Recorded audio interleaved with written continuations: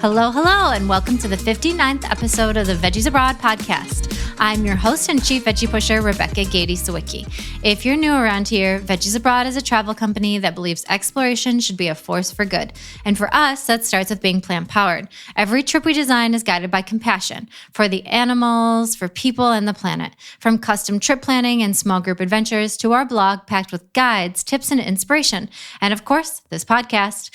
This show is all about shining a light on the businesses, people, and ideas that make travel better, from vegan-friendly experiences to responsible tourism practices and community empowerment, because those are the things we need more of and the things we're supporting when we travel.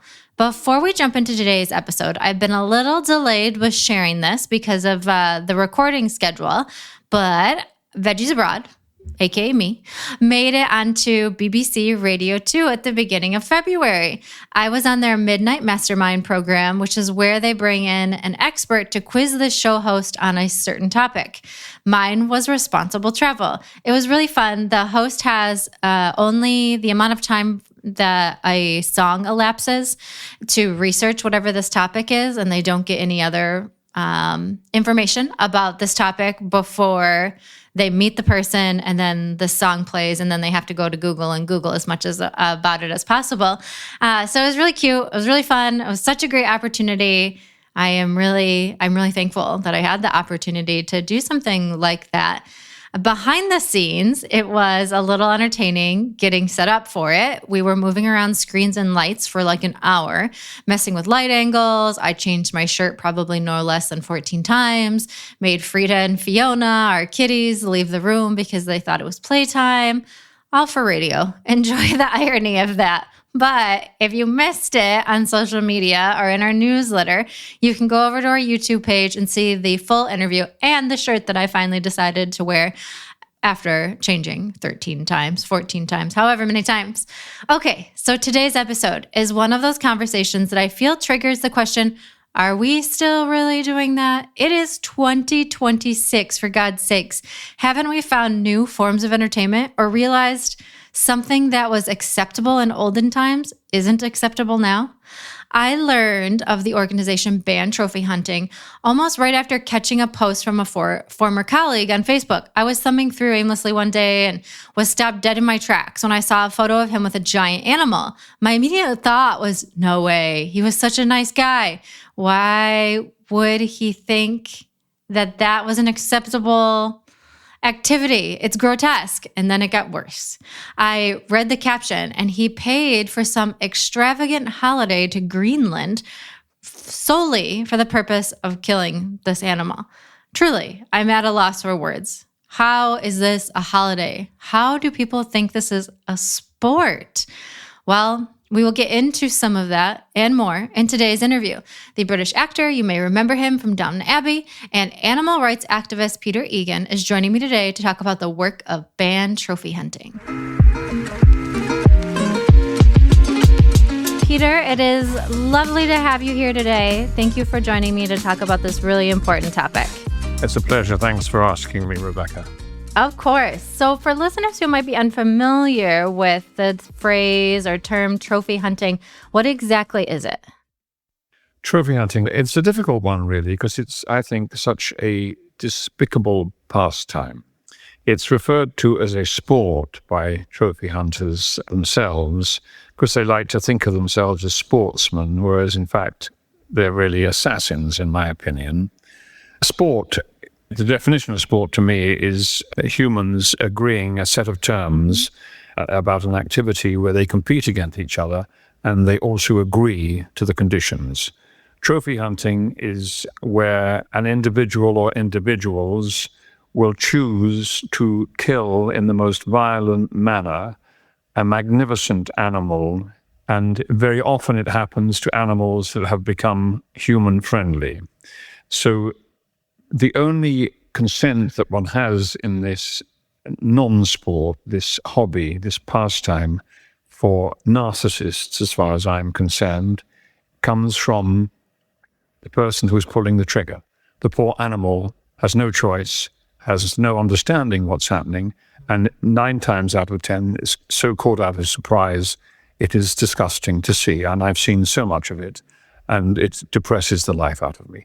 So that's what kind of trophy hunting is. I hope that describes it clearly. It's a dreadful pastime for narcissists, as far as I'm concerned. Yes. And so people are traveling to places like Africa and are paying a large sum of money to then kill a lion, kill a zebra, kill whatever. The big five that they want to go on after, the lions and elephants are two of them. And they want to have the finest, the biggest, the best animal of its species. A great example of this would be what brought about the birth of the campaign to ban trophy hunting, which is the dreadful killing of that magnificent lion, Cecil, by the farmer, the very, in my opinion, ineffectual dentist. And this is, I think, a very good example of what trophy hunting is and why it's so disgusting. He chose to kill Cecil with a high-powered bow and arrow. And what he did was he hired a agent to lure this magnificent, beautiful lion out of the safari park where he was protected. And he was also collared, so he was being monitored and followed. They lured him at around dusk out of this area into an endangered area where there was a license to kill. Palmer was in a hide with his minder. They lured him with some elephant carcass. Cecil was eating it, and Palmer shot him. And he shot him with this high-powered, and it wasn't a clean kill. And this poor lion, this magnificent lion, ran into the bush. It was dusk, and because Palmer didn't want to impose on himself what he had imposed on Cecil, and that is to be in danger, he waited until dawn in order to pursue this poor lion. They actually could hear Cecil dying in his own blood. And oh my God. They got close to Cecil, and I'm not sure, but I think the agent, the pimp, the guide, actually finished him off for Palmer, but I'm not sure. Palmer may then have used another high-powered arrow to kill this poor creature. Now, so that kind of is the environment in which these people work, these hunters, which is a totally controlled environment where only one person can win. Hence, again, no chance of this being a sport. Only the person with the gun is going to win. So that was that got worldwide attention. Sadly, after that, I think in the region of 20,000 lions have been killed since Cecil. That was the first thing that initiated it. I think the second was in 2018, the new president of Botswana went back on its trophy hunting ban after pressure from the hunting industry and said it would allow elephants to be hunted for sport. Botswana had 1/3 of all Africa's elephants, twice as many as other African nation. And so the campaign was launched to actually protect the lives of those elephants and to protect the lives of animals in the wild in general. Yes. And so I should have a caveat there. I did mention Africa specifically, but trophy hunting doesn't happen just in Africa. It happens around the world. Obviously, it's not something that I am super familiar with or involved in any capacity. And months ago, I was on Facebook and I was scrolling through, and a former colleague of mine posted a picture of themselves holding up, I think, an elk. They traveled to Greenland, of all places, to go and kill elk. And I thought, you've got to be kidding me. How is this still a thing? And I can't believe you paid for this, which is devastating and sad. So it's not just Africa. It does happen all over the world. Hunting happens all over the world. And I just think that if you base your life in kindness and empathy and compassion, the last thing in the world you will want to do is to hunt a beautiful animal and take its life. And also what is so sad in this whole environment of trophy hunting is that they always go for the biggest and the best. So they destroy the gene pool of these magnificent animals. And I think it has been evidence that since the killing of Cecil, lions have got smaller and smaller. And so they're not only endangered by the vicious hunter, but they're also endangered by climate change and loss of habitation and population growth. Yes, absolutely. You mentioned that the organization banned trophy hunting started after the death of Cecil. Was that just the turning point? Yes, it was. It was also the going back in Botswana on the trophy hunting ban at the same time. So there were those two incidents actually made Eduardo Congalvis, who was the founder of the campaign to ban trophy hunting. He decided that he would start this campaign, and I'm very fortunate he asked me if I would join him at the time. So we were both in there from the beginning, and I have supported him and his campaign now for some 8 years, which has been a remarkable campaign. I would just like to say Eduardo is the most remarkable man. He has struggled with ill health for many years, but he still goes on championing this. That is so necessary. He is truly inspiring, I think. Yeah, absolutely. That is amazing. And I hope that his health recovers and that he feels better soon. Me too. Yeah, me too. We need more people like Eduardo in the world. We often hear that the argument that trophy hunting funds or supports conservation. What does the data actually show when you look beyond those talking points? I think the data just simply doesn't show that. The figures are in 2024, the most recent official data is available. British hunters imported around 50 trophies of threatened species, according to CITES, the international body that monitors the trade in endangered wildlife. So when you pay to shoot a lion or a tiger or a hippo, you pay a trophy fee. This fee is meant to go towards conservation as well as local communities. What typically happens is that about 3% of the trophy fee goes to conservation and communities. In the best case scenarios, perhaps 10% goes to these communities as well. If you look at, say, trophy hunting fees that amount to £100,000, for instance, 3% of that would go to conservation and to the help of the community. So some £1,500 would then be donated from that fee to local communities, which is absolutely nothing. So it is irrelevant in terms of any of these countries' GDP. The only people who benefit from trophy hunting are the agents who organize it and the trophy hunters themselves who get the thrill of their little treat, which is the body part of a magnificent animal. Yeah. So if you take another instance, I think Walter Palmer paid $50,000 to kill Cecil. Of the $50,000, I think $250 ended up going to the local community. This is such an insane figure. You had touched on this already with the populations of lions and a decline, but lions are not the only ones that are suffering now population loss. How has trophy hunting been affecting some of those other populations of animals? Lions in particular, I think I mentioned, there were 200,000 lions in the 1970s. There are now 20,000 lions.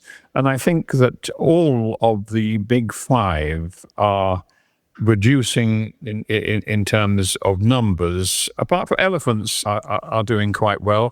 And certainly in Kenya, where they don't have trophy hunting, the wildlife populations have grown and contributed extraordinarily to the local communities.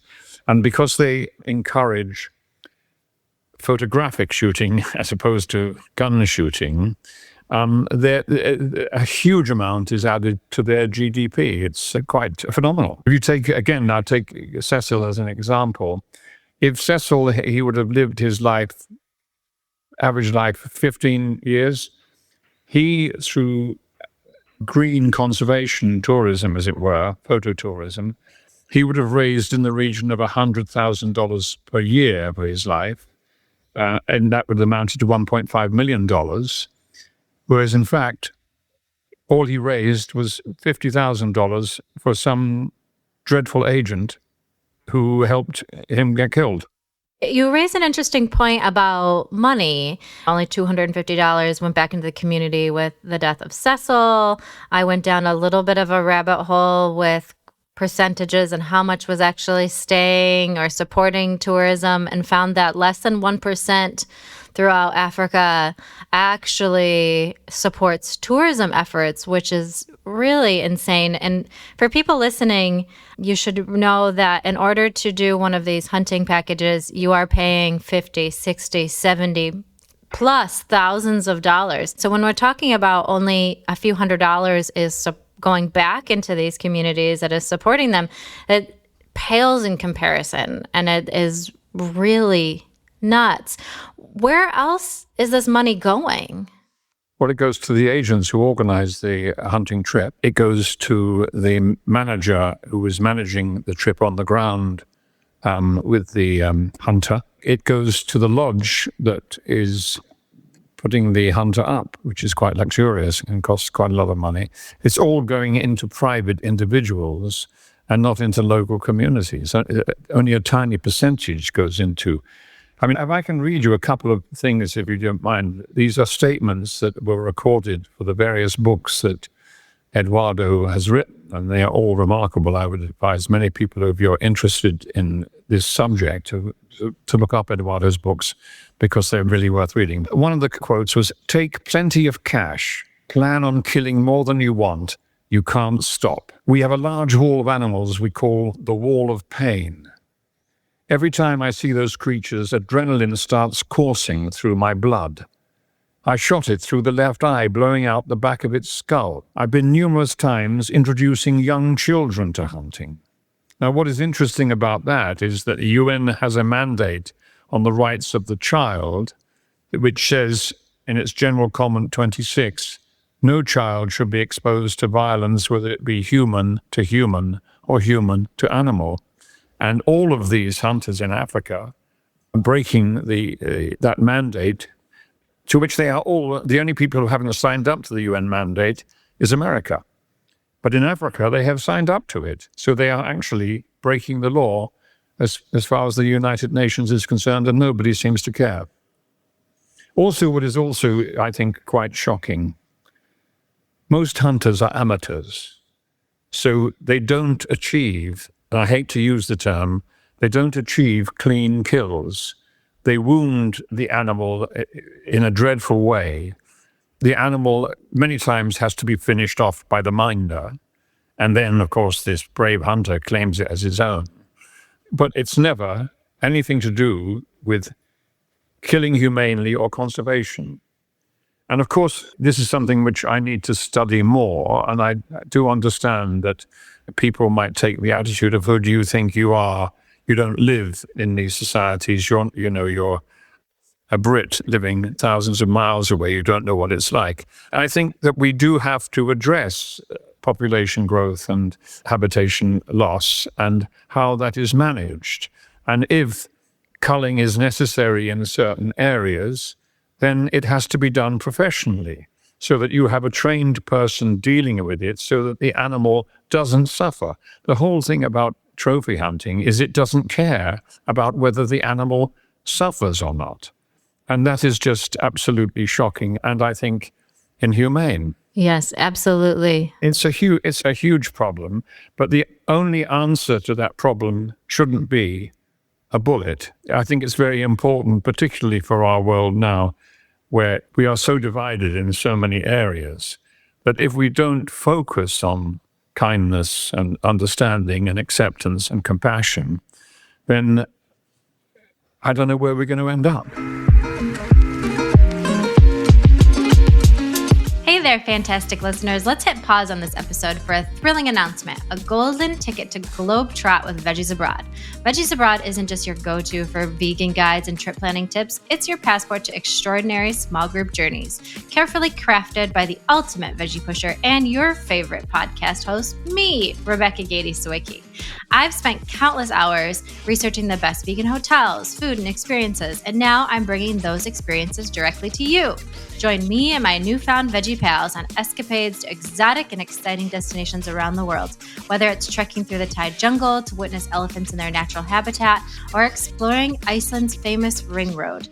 Our adventures are nothing short of spectacular, and guess what?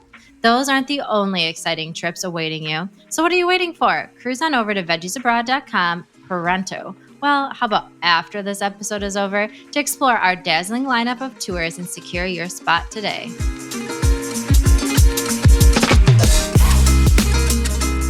You are 100% correct, yes. In something that was interesting that I found, we talked about the $250 that goes back into the community. An interesting case study, and I wasn't able to fully get into all of the numbers with this, is that in Rwanda and Uganda, they have utilized guerrilla trekking permits to help support those local communities and protect those populations of gorillas. So it made me think, okay, how come we can't do these similar things and increase park fees, increase other fees for other tourism purposes than to support the actual conservation and populations of these other animals in certain areas? It is working well for Rwanda and Uganda. Yep. It's a great initiative, that, and it should be followed. It's a great example of how productive and constructive it can be. I went to an event in the World Geographic Society here in London, in South Kensington. It was a conversation on who owns hunting lodges. And all of the hunting lodges are owned by white colonialists and people who don't necessarily live in the country, but they have estates in the country. They make lots and lots of money from that. And one of the things that was put forward, which I thought was a brilliant idea, is why not in certain areas give the local community the hunting lodge so that they gain all of the financial benefits from that go into their community. Green tourism, photo shooting. There are great groups in Africa that protect and save their wildlife and adore their wildlife. So we're talking, I think, about a wedge of society in that part of the world. So for travelers that are heading into destinations where trophy hunting exists, are there wildlife experiences that they should be cautious about that may indirectly support trophy hunting or exploitation? I think that anyone who is booking a holiday in Africa, they should look very clearly at what the package involves. And if it involves any kind of destructive behavior towards animals, whether it be in entertainment. So often people think that animals like entertaining us. They think that elephants like Right. entertaining us. They think that tigers like to be photographed with us when they're sedated.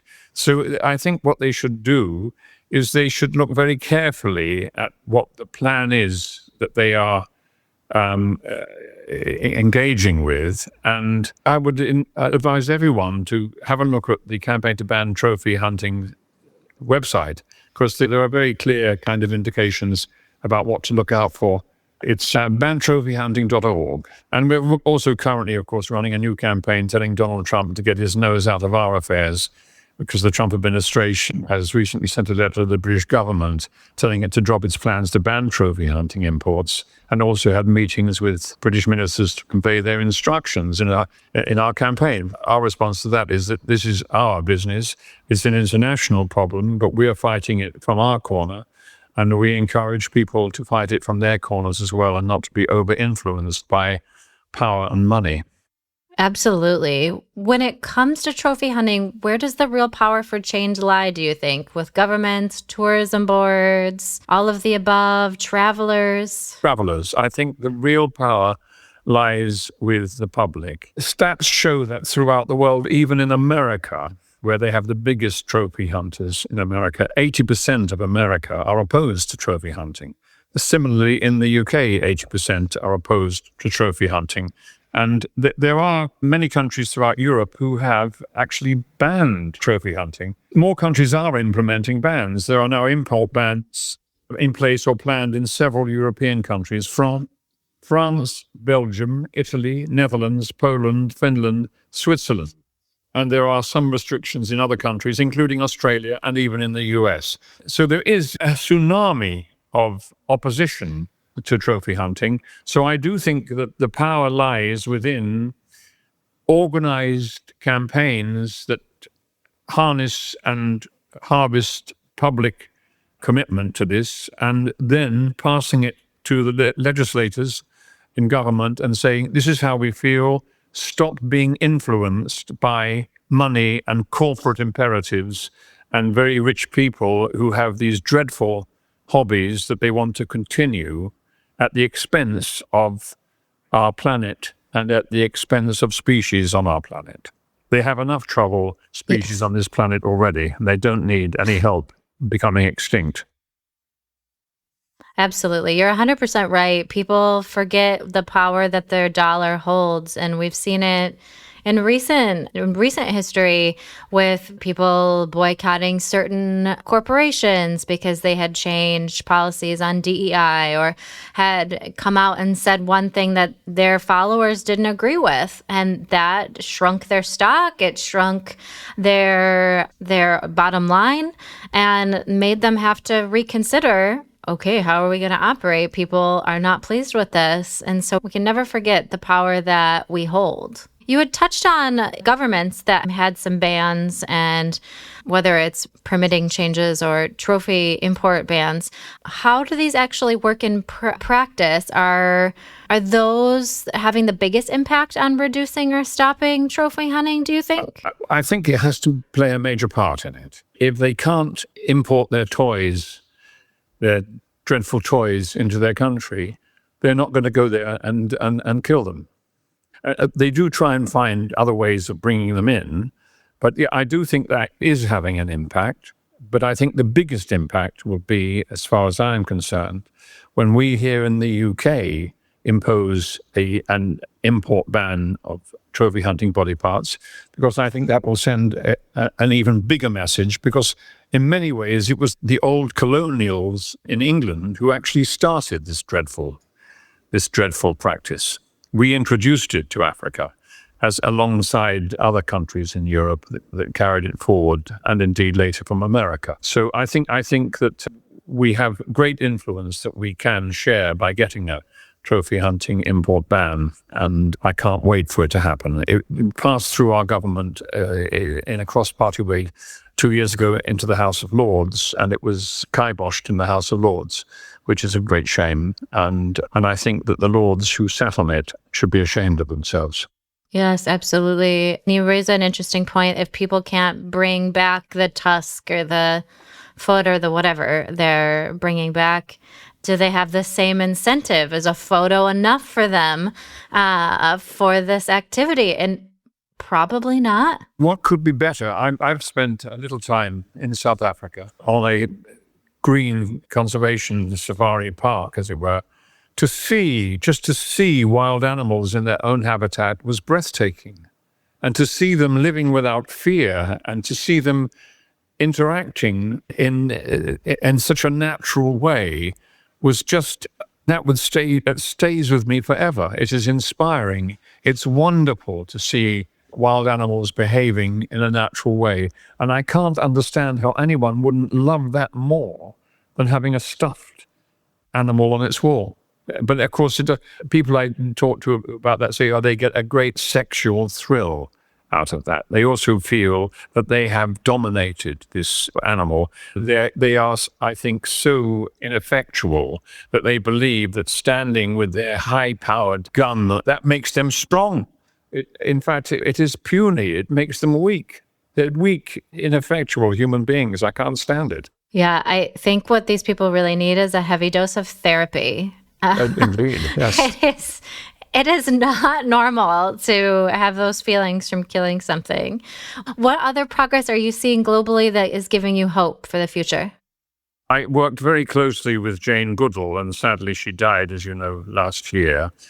And her last book is called Hope. And I follow very much what she has developed over the last 30 years, her Roots and Shoots programs that are now in, I think, 70 or more different countries, 70,000 groups engaging in her Roots and Shoots programs. The people that I work who run amazing charities throughout the world, either in China, Vietnam, Indonesia, Romania, Bosnia, all of these people who are committed to bringing a better life to animals, whether it be dogs, cats, elephants, tigers, lions. They're everywhere in the country. There are people like us who are actually trying to make it better. And that gives me great hope, and that inspires me. And that's why I am an ambassador to more than 20 different charities throughout the world, because I just love and am inspired by the work that they do. And I do believe that ultimately, I hang on to the belief that in the end, kindness is much more powerful than hatred. Yes, and it always comes back to us as individuals and the power that we have 100%. Yeah. to make change. 100%. Yeah. What actions can travelers take to help end trophy hunting? Choose always, if they're going to Africa, don't be misguided by come and cuddle a tiger calf or a lion calf. Those are things that are set up as a journey for these animals to go into canned hunting. So you have a very well-intentioned young person or family thinking, it'll be great for my children or for me to engage with a cub of a wild animal, and that will give me some sense of engagement with wildness. In fact, what you are doing is massaging cruelty by doing that. You are paying a lot of money to make this animal get used to human contact, and that animal then, as it gets bigger, will progress into the canned hunting industry, where it will find itself in a protected enclosure, and one of these maniacs with a gun will be introduced into that enclosure, and more often than not, the lion or the tiger that has been cubbed by humans looks at this person and walks towards it, and it doesn't know that it's walking towards a bullet. So that is something that they can focus on. Never ever go to a temple in Thailand where they have tigers that you can cuddle or be close to, because all of those poor creatures are drugged out of their minds. Don't ever go to any elephant entertainment in Thailand or in India. Don't support going Eastern Europe to a restaurant that's got a bear in a cage outside. We humans abuse every other species on the planet. We find some way of being able to make them make money for us, abuse them, abuse their greatness in order to make money. I think the only ones who get away with it are ants, and even ants are being sold covered in chocolate as well, aren't they? So nobody gets away with it. So just be, Nobody does, yes. I would say to anyone who is planning holidays, don't be lazy. Don't think that, it's good that in many countries now, in Indonesia, they've banned rides on elephants, which is just fantastic. So, any country that is offering human and animal interaction in one way or another, or going to, SeaWorld, dolphins that are so dreadfully abused and stolen from their parents, and their parents are killed so that they can be trained to swim around in big pools in SeaWorld and stuff like that. Just don't be fooled. Don't look at something and think, oh, the animal loves doing that for me. It doesn't. The animal wants to be with its families in its own environment. So I think, just judge everything where there is an animal involved and say, no, that's not for me. You mentioned a really interesting point about canned hunting, and I think people really don't realize that oftentimes with some of these things, animals are being bred to be put into these situations. They're just not appearing in the wild. Yeah, absolutely. In South Africa, it's a huge business. In South Africa, they've tried to put wild animals onto the livestock list. So you have these huge farms in South Africa, all owned by white South Africans, all of them owned, and they are producing more and more lions and tigers. They bring them up, they bottle feed them, they become floppy and human-friendly, then they put them into bigger enclosures that replicate a degree of wildness, and they bring in one of these thick-head hunters and say, choose, what do you want? Which one do you want to kill? Or they have a menu online. They have an animal menu online where people can actually select and say, oh, I think I fancy shooting the brains out of a giraffe today. Let's organize that. I mean, giraffes, how can you have... I've seen giraffes in the wild. They are mesmerizing. I mean, to see them above the treetops doing wonderful kind of gardening in terms of the tops of... And you think people look at that and think, oh, I'd like to kill that. I just don't get it. Shocking. No, I don't think any of us get that are at least attached to this podcast, I assume. I can't imagine otherwise. How can listeners support the work that Banned Trophy Hunting is doing? Go onto the website. There is a shop on the website.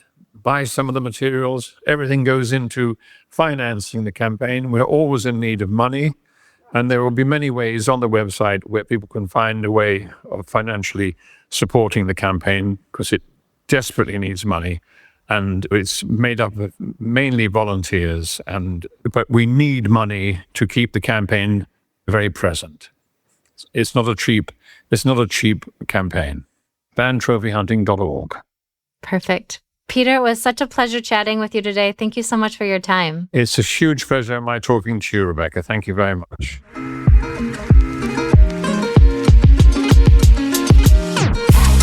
Thank you so much for tuning in. I hope you enjoyed this episode as much as I did.